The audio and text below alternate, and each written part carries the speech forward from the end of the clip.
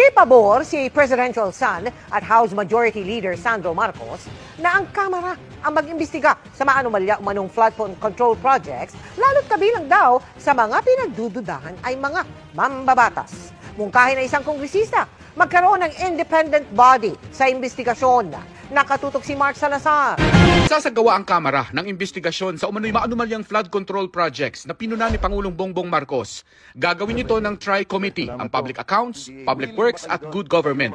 Pero ang presidential son na si House Majority Leader Sandro Marcos, hindi pabor dito. What do you say about criticisms that the House doesn't have the credibility to conduct its own investigation into flood control projects? I actually agree. Why, sir?